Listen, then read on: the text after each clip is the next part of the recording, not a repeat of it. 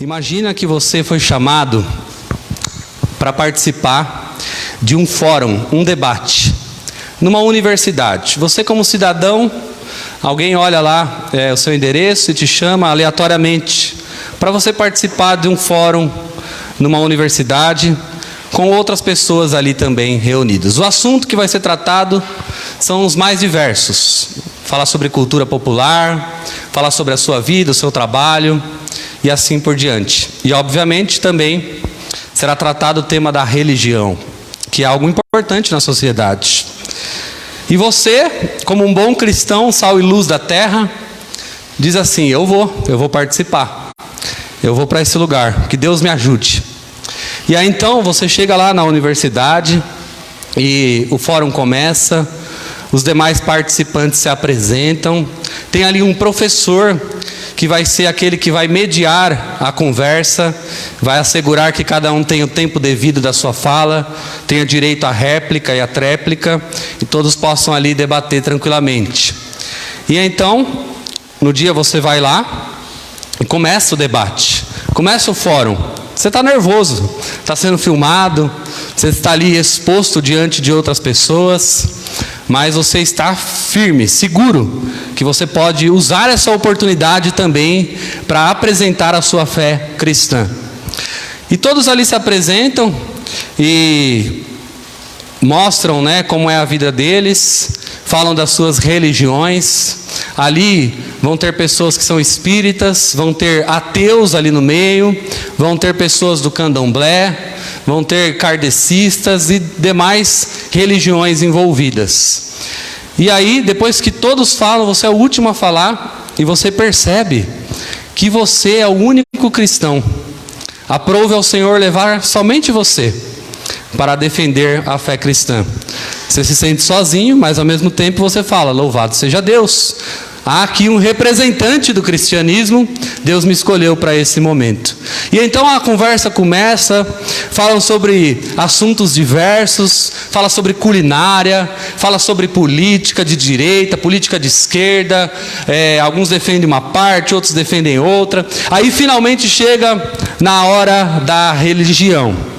Cada um apresenta a sua fé, fala aquilo que crê, como que são realizados os cultos na sua religião, os rituais que sejam, e cada um fala, tem um tempo de fala, e mais uma vez você fica por último ali. E aí então o professor olha para você: e você? Qual é a sua fé mesmo? Eu sou cristão. O professor olha para você e fala o seguinte: você sabia que eu também já fui cristão? Aí você fala: é mesmo? Sim, eu já fui cristão. Mas eu acabei mudando de vida, dispensei, parei de ir na igreja, e aqui eu sou agora, e eu me considero, ele diz, ateu. Não creio mais em Deus. Então apresente a sua fé, pode falar. O que você crê? Aí você começa: eu creio na Bíblia, eu creio em Deus, eu creio que Deus é um só, mas subsiste na forma de 3 pessoas: o Pai, o Filho e o Espírito Santo. Eu creio que para você ser salvo, você precisa nascer de novo, porque Jesus disse isso. Você precisa ter um coração regenerado. E você vai apresentando. Você precisa ser batizado, participar dos cultos dominicais, das reuniões de oração. Você precisa ser uma pessoa de oração, ler a Bíblia todos os dias. É assim que eu sou. Você começa a apresentar. Aí ele pergunta: e a respeito das doutrinas? Eu creio que Jesus morreu pelos nossos pecados, que ele verteu o seu sangue na cruz do Calvário. Eu creio que ele no sábado deixou em suspenso a situação, mas que no domingo ele ressuscitou dentre os mortos. E quando você fala para ele: eu creio que ele ressuscitou dentre os mortos, aí o professor fala: peraí, eu vou te dizer uma coisa, ele diz. Esse é o meu maior problema com o cristianismo, ele fala. Aí você fala: é mesmo, professor? É. E por quê, professor? Porque esse é um milagre muito diferente, né? Por exemplo, eu creio, ele fala, que Jesus de fato existiu como um homem. Talvez ele tenha até sido o Filho de Deus. E talvez ele possa até realmente ter morrido na cruz. Aliás, ele diz, eu como bom professor de história, e professor também de geografia, e como eu conheço a religião, a antropologia, o homem, as ciências, a psicologia, fiz pós-doutorado, eu sei muito bem que historicamente, até aí, tudo bem, tudo é possível. É inegável, ele diz, que Jesus existiu. Mas qualquer homem pode morrer. Aliás, ele fala, todos nós morremos. Eu já vi gente morrer da minha família. Morrer é algo normal.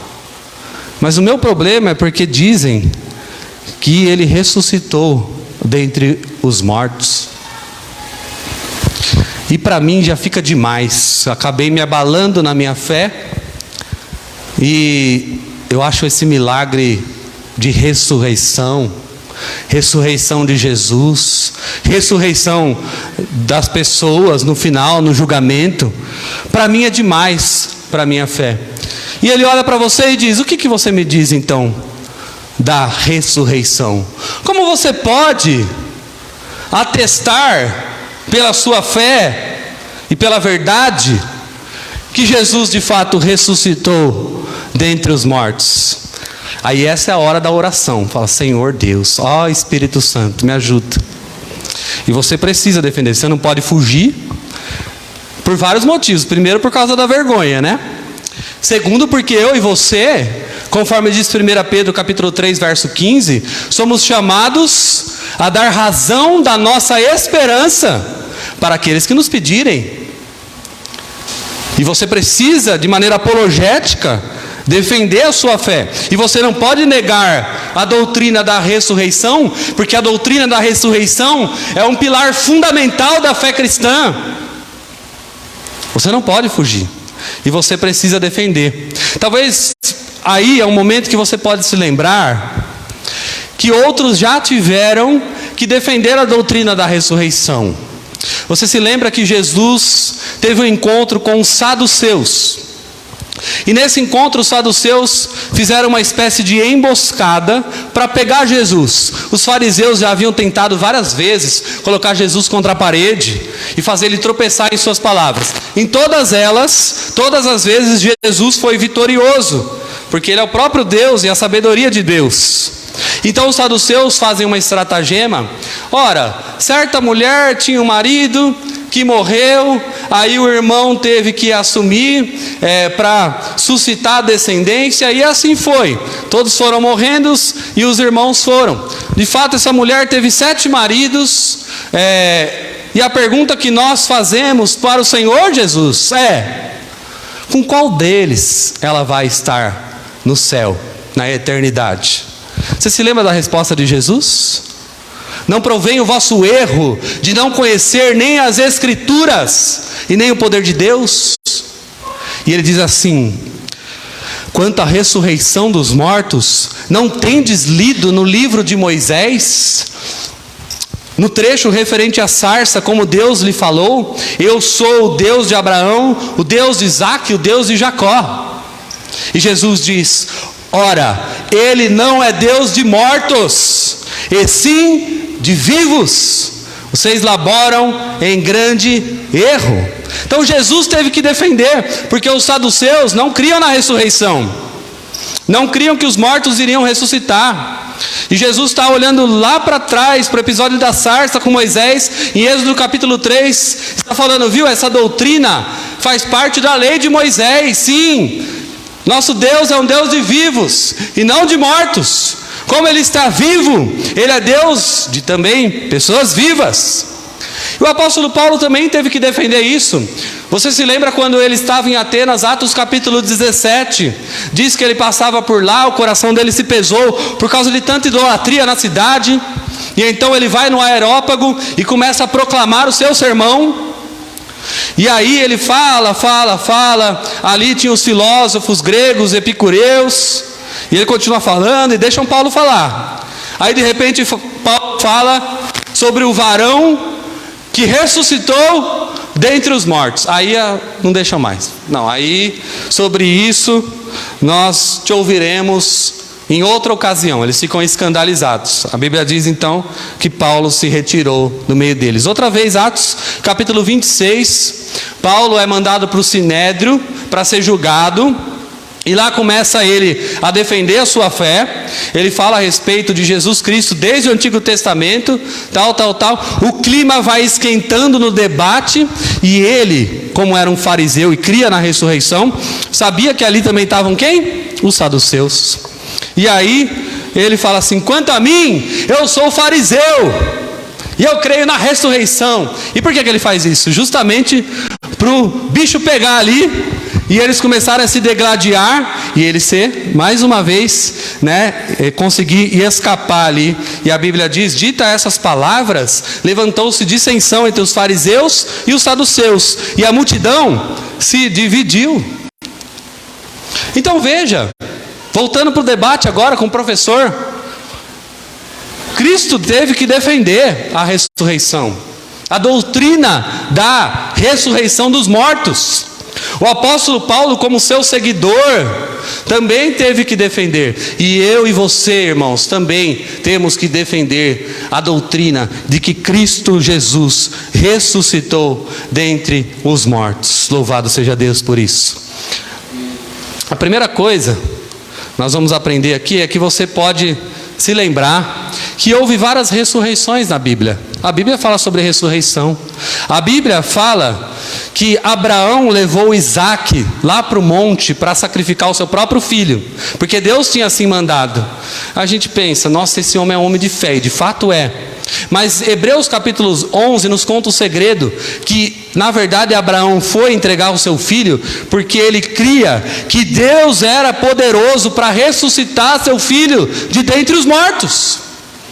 A gente vê, por exemplo, Elias, 1 Reis capítulo 17, Elias ressuscitando o filho daquela viúva. O seu seguidor Eliseu também ressuscita o filho da sunamita. E o próprio Jesus, registrado na Bíblia, realizou pelo menos 3 ressurreições do seu ministério. O filho da viúva de Naim, naquele cortejo fúnebre. Depois a filha de Jairo. E também é mais conhecida a ressurreição de Lázaro, o seu amigo. Sobre este episódio de Lázaro, a gente sabe que Jesus, no 4º dia já, que Lázaro estava morto, Jesus aparece, vem caminhando. E quem que vê ele vindo? Marta. E Marta olha para Jesus e diz: Senhor, se tu estivesses aqui, o meu irmão não teria morrido.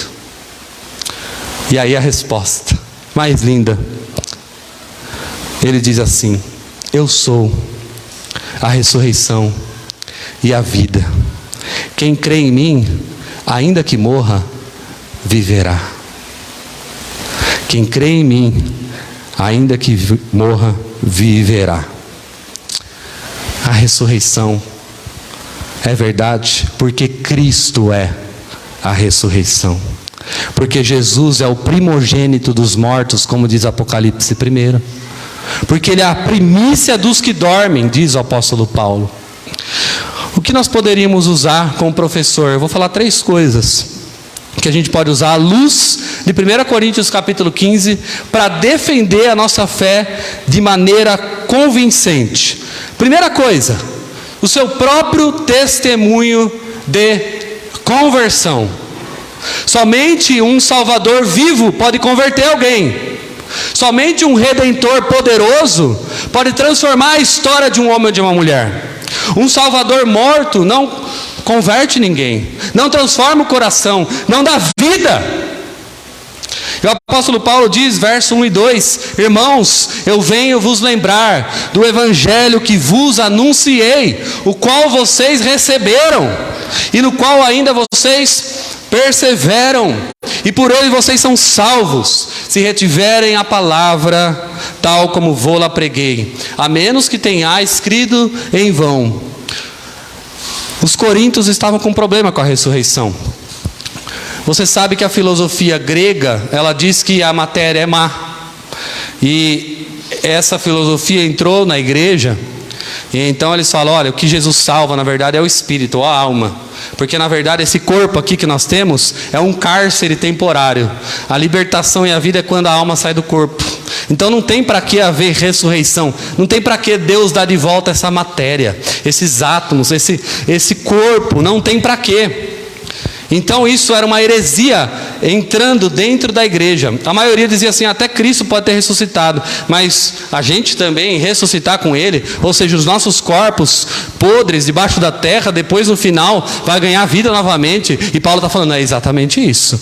E é isso que eu preguei para vocês, e vocês receberam essa palavra, e essa palavra transformou a vida de vocês, e por um milagre, vocês ainda estão perseverando nessa palavra. Então a primeira coisa que você pode falar para o professor é o seguinte, olha, aconteceu comigo. Eu posso dizer para você, pelo um testemunho de alma, um testemunho de vida, Ele me encontrou, ressurreto sim, Ele é poderoso, Ele transformou minha vida, Ele me tirou da sarjeta e das trevas, e olha aqui, eu estou aqui vivo, salvo. Eu tenho um testemunho de conversão, e eu sei que é o Cristo ressurreto que fez isso na minha vida. Foi Ele que me encontrou. E eu tenho certeza que quando Ele mudou o meu coração, não foi alguém morto que fez isso. Foi alguém vivo. Foi alguém glorioso. Foi alguém poderoso. Ó, querido professor, talvez você esteja duvidando da fé porque você nunca foi salvo, porque você nunca recebeu essa vida espiritual. E eu sei que o meu Redentor está vivo, então fale para alguém, Cristo ressuscitou, eu sou testemunha disso, eu vi com a minha própria vida, Ele veio ao meu encontro, Ele me salvou. A conversão bíblica é algo transformador, irmãos, é algo maravilhoso. É algo impactante, todo mundo vê. Somente um Cristo vivo faz isso. É por isso que Charles Spurgeon ele diz que todo cristão é um milagre perpétuo. Meu irmão, você é um milagre. Nós somos um milagre de Deus. Nós estamos aqui nesta manhã de domingo porque nós somos salvos pela graça de Deus. Nós somos um milagre. E aqui o Paulo também diz e que vocês também estão o quê? Perseverando. Você ter perseverado até aqui, meu irmão, minha irmã, isso é um milagre. Tudo torcia contra. O diabo tentou várias vezes tirar você do caminho. O seu próprio coração enganoso, várias vezes, quis te enganar, dizer que não vale a pena servir, ser tão radical na sua fé. Os tropeços que você deu. Mas por um milagre, nós estamos aqui.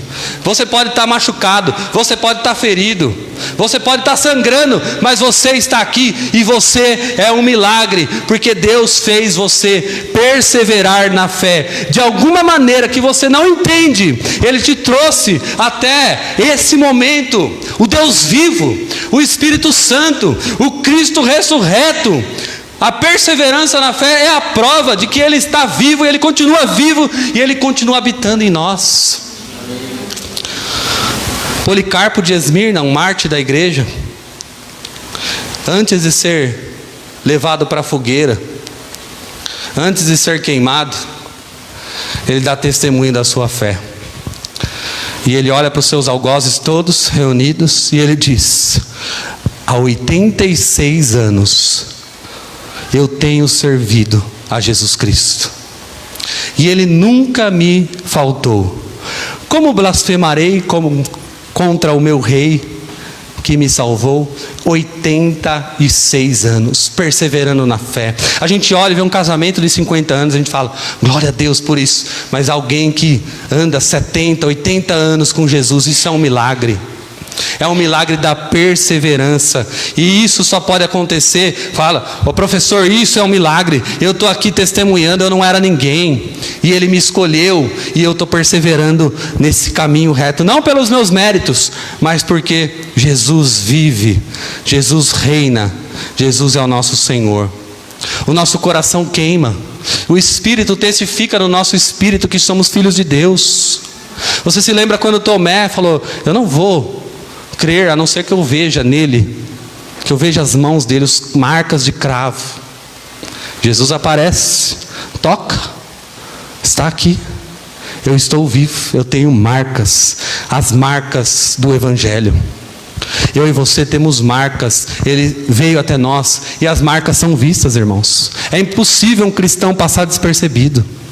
As marcas do cristianismo estão em nós, e essa é a maior prova de que Cristo está vivo e o seu poder está atuando na igreja.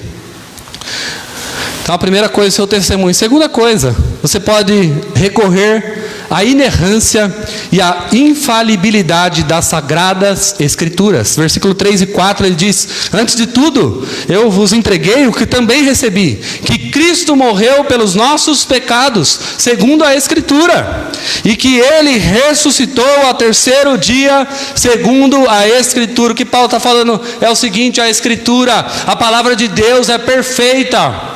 Paulo está recorrendo à harmonia das Sagradas Escrituras aos Coríntios. Você pode falar isso: a minha fé é verdadeira e Cristo ressuscitou, porque tudo aconteceu de maneira perfeita, nenhuma vírgula, nenhum A, nenhum tio fora do lugar.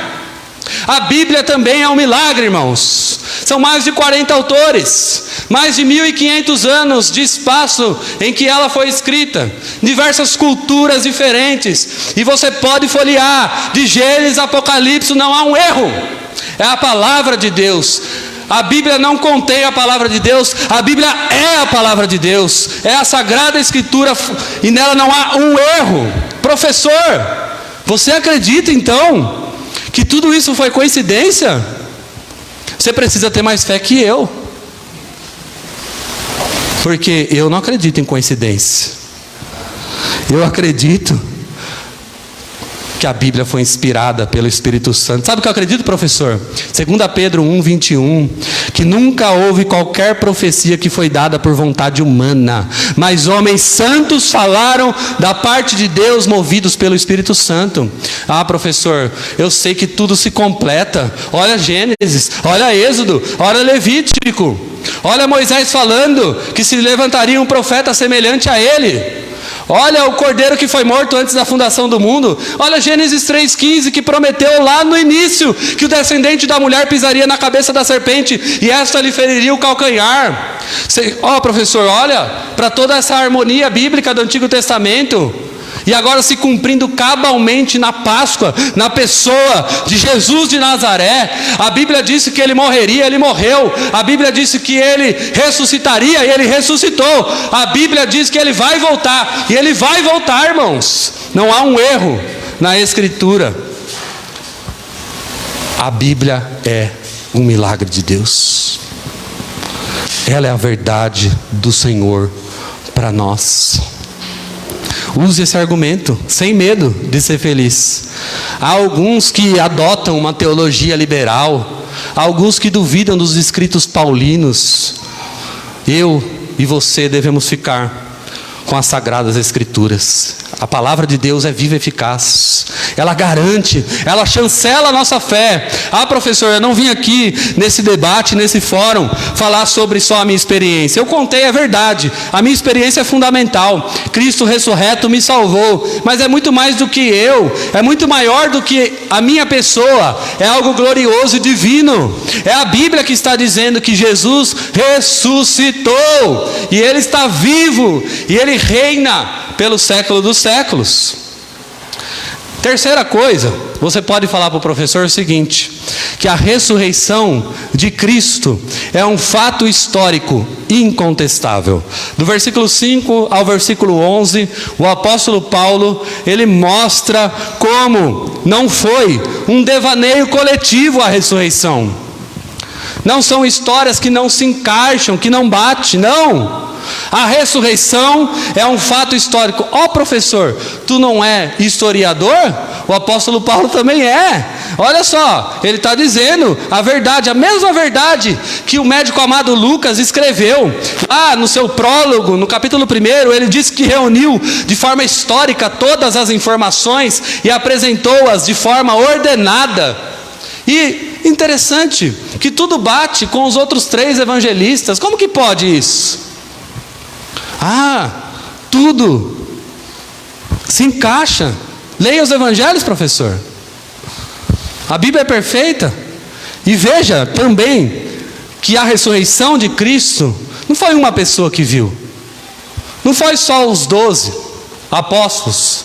Não foi só um ou outro, ou as mulheres que foram lá no sepulcro. Não. A ressurreição é um fato histórico. Veja comigo. Versículo 5. Primeiro, ele apareceu a Cefas. Ele apareceu para Pedro. Quando que ele apareceu para Pedro, irmãos? A gente leu no texto da liturgia que Pedro também foi lá, viu o túmulo e se maravilhou. Mas a gente sabe, né, que Pedro tinha negado o mestre 3 vezes.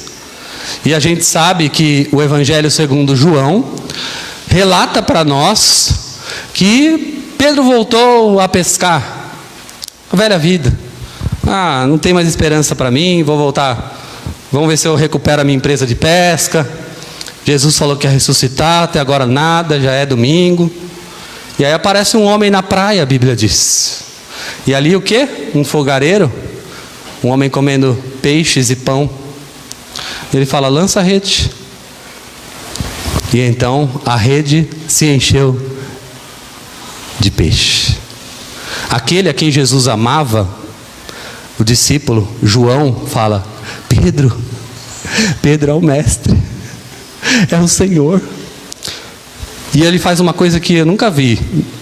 Alguém que está nu e põe a roupa para pular na água. Normalmente é o inverso, né? Ele estava nu, mas por respeito ao Senhor, ele se veste e ele pula. Ele deixa os outros, ele esquece a pescaria. E aí tem a bendita conversa, Pedro, tu me amas? Ele apareceu para Pedro. Apareceu para Cefas.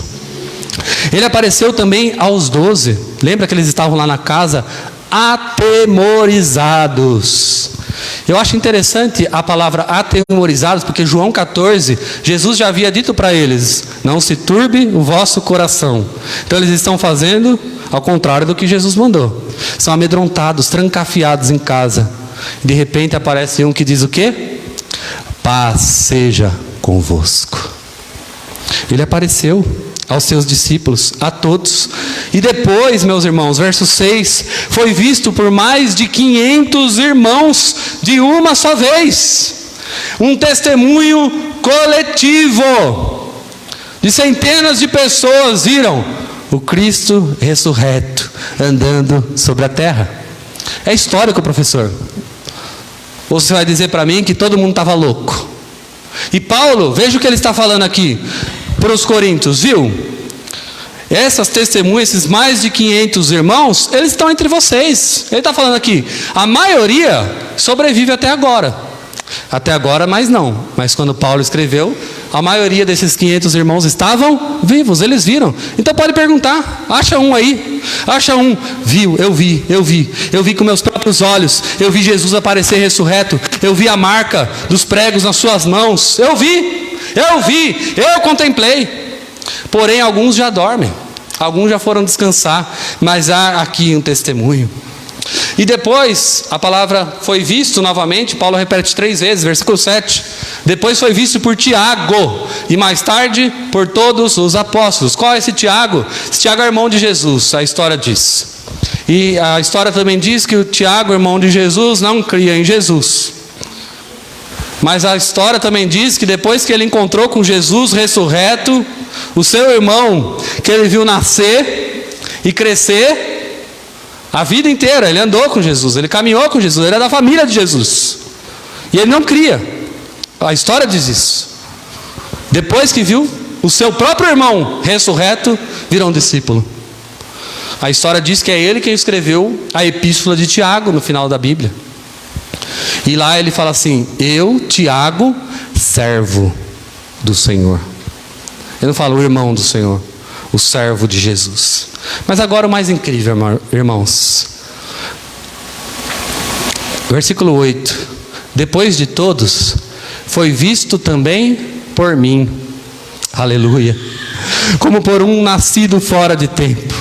Saulo de Tarso. Quando foi isso, irmãos? Atos capítulo 9. Saulo respirava ameaça contra os cristãos. Ele havia mandado cartas para matar o cristão, para perseguir os cristãos. A gente sabe que no martírio de Estevão, Saulo estava ali, ele consentiu com a morte dele.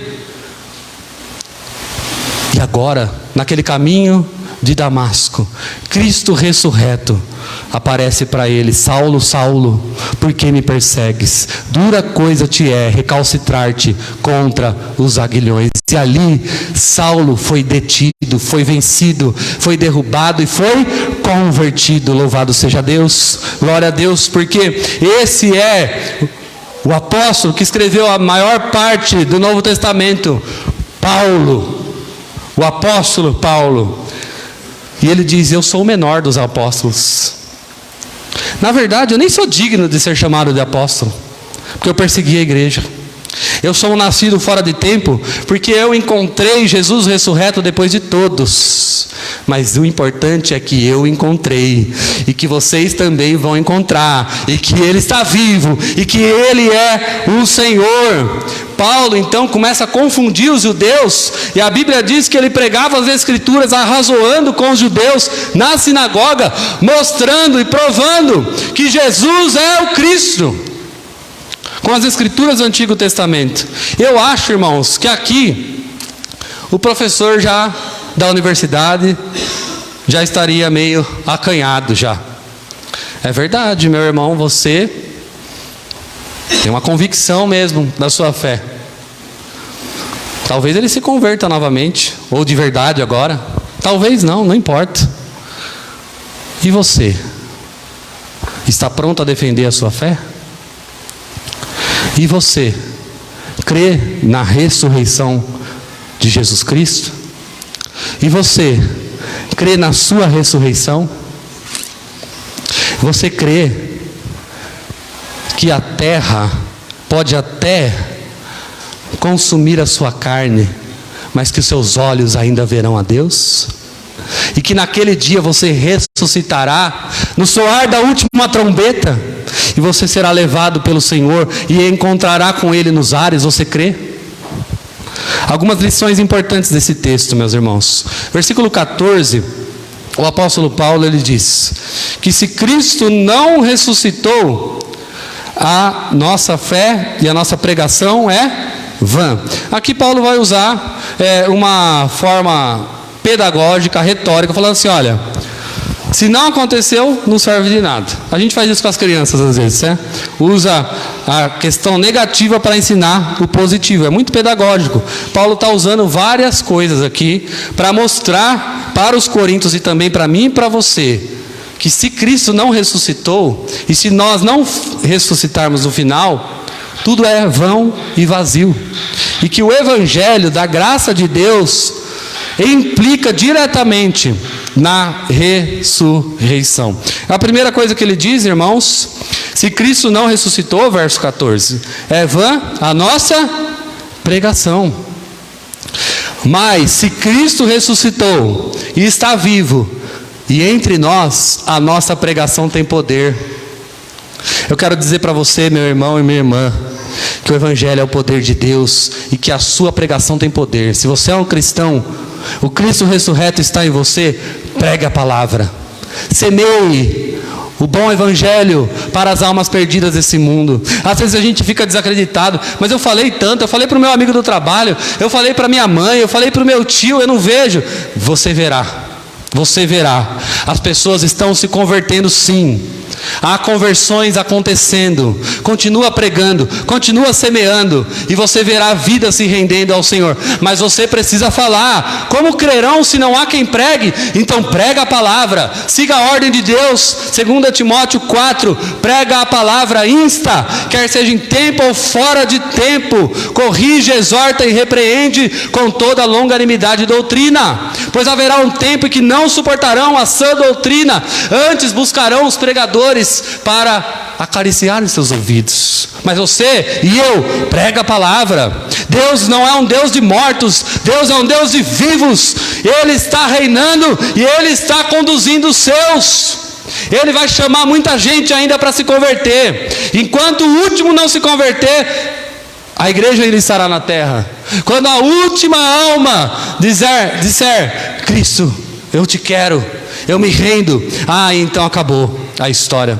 Sabe, meus irmãos, a dona Elaine falou para mim no dia do nosso avanço: a maior razão de nós existirmos aqui é para pregar o Evangelho. Ah, mas e a escalinha lá que o pastor ensinou? Família, igreja e ministério. É verdade. Mas deixa eu te falar uma coisa. Sua família vai estar lá no céu se eles são convertidos também. O proveito da vida na terra é prega a palavra. Ah, então eu posso aproveitar e gozar a vida com a minha família? Pode. Isso é testemunho. Isso é alegria. Faz mesmo. Cuide da sua família. Mas saiba, o apóstolo Paulo também disse: eu prefiro partir e estar com Cristo. Mas se a minha vida na terra, na carne, tem proveito, então me mantenha vivo. Agora, se você estiver vivo e sua vida não for útil, para que você vive? Se você diz que é um cristão, mas não anuncia, não proclama, não evangeliza e fala que Cristo está vivo, de que serve? E Paulo está falando assim, se Cristo não ressuscitou, a nossa fé é vã. Mas se Cristo ressuscitou e está vivo, está entre nós, a nossa pregação tem poder. Louvado seja Deus por isso. Aí logo depois ele diz ainda no verso 14: e vã a nossa fé. Se Cristo não ressuscitou, é vã a nossa fé. Mas se Cristo ressuscitou e vivo está, e está entre nós, eu vou dizer uma coisa para você: a fé é o que você tem de mais importante. A sua fé ninguém pode roubar de você. As pessoas falam: Jó perdeu tudo. Não, Jó não perdeu tudo. Jó não perdeu a fé. A fé continuou. Você e eu podemos perder tudo, mas nós não perdemos a fé. Se Cristo te salvou, nem anjos, nem potestades, nem a morte, nem a vida pode te separar do amor de Deus que está em Cristo Jesus. A fé é o que temos de mais valioso. Como você tem cuidado da sua fé? Alguém já disse que eu esperava que a fé caísse sobre mim como um raio, mas aí eu descobri que a Bíblia diz que a fé vem por ouvir e ouvir a palavra de Deus. Desde então tenho estudado, tenho meditado no texto, tenho orado e a minha fé vem aumentando. John Piper, ele disse: a fé vem por ouvir a palavra de Deus, ela se vai quando não se ouve a palavra de Deus. A palavra de Deus é o que dá base, é o que dá sustento, é o nosso alimento diário, é a Bíblia Sagrada. A nossa fé vive por causa dela, por causa da nossa substância espiritual, da sã doutrina. Você pode perder tudo, você pode perder seu emprego, você pode perder sua saúde, você pode perder sua família, seu carro, mas você não vai perder a sua fé. E se você tiver fé do tamanho de um grão de mostarda, você pode dizer para esse monte: lança-te ao mar, e assim acontecer. Você pode olhar para os seus problemas piores e falar: eu posso sobreviver, porque eu ainda tenho fé, eu ainda tenho esperança, eu ainda tenho a certeza de que o Cristo vivo está comigo, e eu posso enfrentar a batalha que for, a dor que for, o luto que for, porque Ele vivo está, e está comigo todos os dias, até a consumação dos séculos. Não perca a sua fé, meu irmão, minha irmã. Sustente-a, alimente a fé. Cuidado para não se tornar nanico, raquítico na sua fé, e não ache que vai cair que nem um raio. O A.W. Tozer, ele diz que Deus não se dobrou à nossa pressa nervosa desse século. Ele diz: o homem que quiser conhecer a Deus vai ter que dedicar-lhe tempo. Versículo 15: se Cristo não ressuscitou, somos tidos por falsas testemunhas de Deus, Paulo diz. Mas se Cristo ressuscitou, vivo está, e está entre nós, nós não somos testemunhas falsas. Nós somos embaixadores de Cristo. Você e eu, irmãos, somos representantes do Senhor na terra. Você tem sido um bom representante? Não tomarás o nome do Senhor teu Deus em vão, porque o Senhor não terá por inocente o que tomar o seu nome em vão. Há um nome sobre você, há um nome cristão, peregrino na terra, servo do Senhor Jesus. Esse é o seu nome, essa é a sua marca, e você é um embaixador de Cristo. E é por isso que lá em Atos capítulo 1 está escrito: e recebereis poder, e serão as minhas testemunhas em Jerusalém, em Samaria, e então finalmente até os confins da terra. É isso que Paulo está falando. Nós não somos testemunhas falsas. Cristo ressuscitou, Cristo está vivo e eu o represento na terra. No verso 17 ele fala ainda: e se Cristo não ressuscitou, é vã a vossa fé, e ainda permaneceis nos vossos pecados. Mas se Cristo ressuscitou e vivo está, e está entre nós, nós fomos libertos das amarras do pecado, da culpa, da condenação. A ressurreição de Cristo é a prova de que o Pai aceitou o sacrifício e que todos os nossos pecados, do passado, do presente e do futuro, se cremos em Jesus verdadeiramente, estão todos eles perdoados. Glória a Deus por isso. E estão perdoados porque Cristo ressuscitou dentre os mortos. O último argumento que Paulo usa no versículo 18 ali, ele diz: e ainda mais, os que dormiram em Cristo pereceram. Se Cristo não ressuscitou, os cristãos que já morreram não estão no paraíso. É isso que ele está dizendo. E eu digo a você nessa manhã: se Cristo ressuscitou, se Ele está vivo e entre nós, os que dormiram em Cristo estão mais vivos do que nunca. Estão gozando da bem-aventurança eterna com o Salvador. Estão contemplando aquilo que nós ainda não vimos. Não é uma esperança só futura. Eu e você cremos o que a Bíblia diz. Se hoje for o nosso último suspiro, nós já acordaremos diretamente no paraíso do Senhor celestial. E nossos olhos verão o Salvador. É nisso que nós cremos, irmãos. É nisso que nós temos a certeza da nossa fé. Que aqueles que dormiram em Cristo, aqueles que morreram, mas antes de morrer, entregaram verdadeiramente a sua vida ao Senhor, agora, eles não estão mais vendo em parte como nós vemos. Eles estão vendo o todo. Cristo reinando no céu. A bem-aventurança eterna que eu e você ainda aguardamos. Paulo termina no versículo 19, que se é só para essa vida que nós esperamos em Cristo, nós somos os mais infelizes dos homens. O contrário é: se Cristo ressuscitou, se Cristo está vivo, e se Cristo está entre nós, nós somos os mais alegres dos homens. Alegrai-vos no Senhor. Outra vez digo, alegrai-vos. Nós somos o povo mais alegre da terra, irmãos. Coloca um sorriso no teu rosto. Abra o teu coração. Que você seja o bom perfume de Cristo. Que as pessoas olhem em você e vejam vida espiritual. Que as pessoas vejam a luz de Cristo resplandecendo através de você. Esse é o atributo que Jesus compartilha conosco, porque Ele diz: eu sou a luz do mundo, e Ele diz: vocês são a luz do mundo. Sabe por quê? Porque Ele está vivo e Ele está em nós, e a luz dele brilha através de nós, o perfume dele é sentido através de nós, a presença dele é evidenciada através da igreja. Tem muitas pessoas, irmãos, que estão vivendo o evangelho errado, o evangelho dessa vida.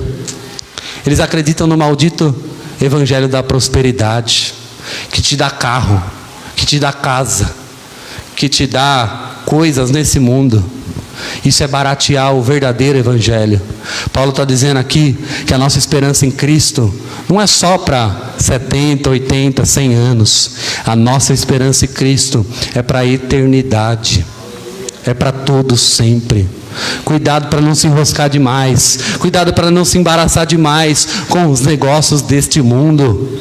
Cuidado para não ser como os outros, para não seguir a multidão. Você e eu vivemos a contracultura cristã. Nós somos diferentes, nós somos sal, nós somos luz. Nós estamos aqui para dar luz e sabor a esse mundo insosso, para mostrar a bondade de Deus no mundo mau e perverso, para sermos ao contrário de tudo que se tem ensinado aí fora. Enquanto maltratam as crianças, nós aqui as chamamos e falamos: esses aqui são os cordeirinhos de Jesus, nós cuidamos, nós preservamos elas. Enquanto as pessoas mergulham no pecado, nós amamos a santidade, a pureza, a luz. Enquanto nas madrugadas as pessoas se mergulham nas trevas, nós vivemos na luz, na verdade. Enquanto o mundo se enche de mentira, dia após dia, meias verdades e relativismo, nós estamos bem firmados na verdade. A tua palavra é a verdade, e nós esperamos em Cristo, sim, mas não só para esse mundo, para todo o sempre. Se você crê num Cristo ressurreto, você também crê que você vai ressuscitar.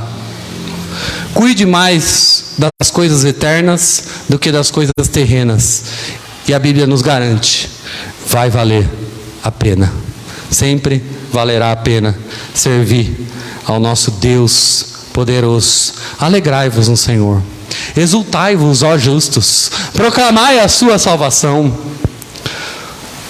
Que gozo, que alegria, que bem-aventurança é servir a Cristo.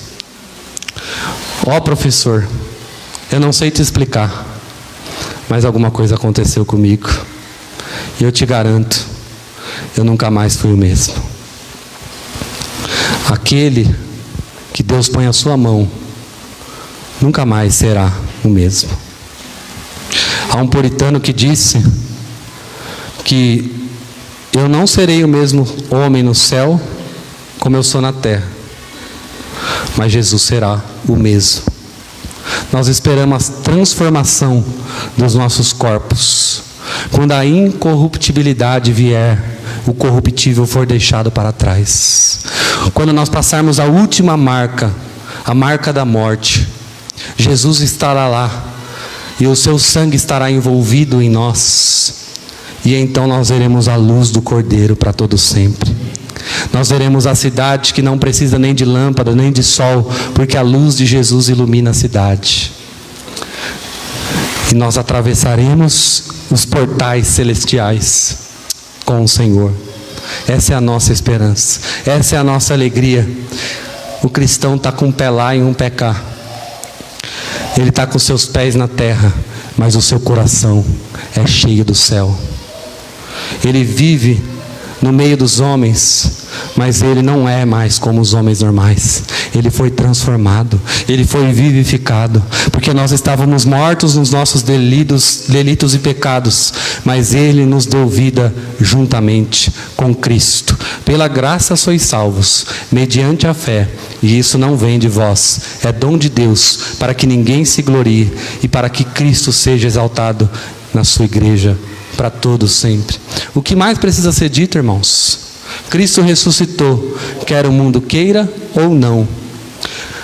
As igrejas, neste domingo de Páscoa, hoje, nesse dia 9 de abril de 2023, as igrejas verdadeiras que estão lembrando que Jesus saiu daquela tumba e que Ele está vivo, é a maior prova de que nada pôde deter o cristianismo. E como ele foi perseguido, irmãos? Quantos mártires, quantos morreram? Quantos tentaram calar a igreja? E nós estamos aqui celebrando, vivos, a vitória do Cordeiro. Nós estamos cantando a canção: tragada foi a morte e o seu aguilhão, e Jesus vivo está. Ele é triunfante, Ele é vitorioso, Ele é o Senhor dos senhores, Ele é o Rei dos reis. Louvado seja o teu nome para todos sempre. Vamos orar?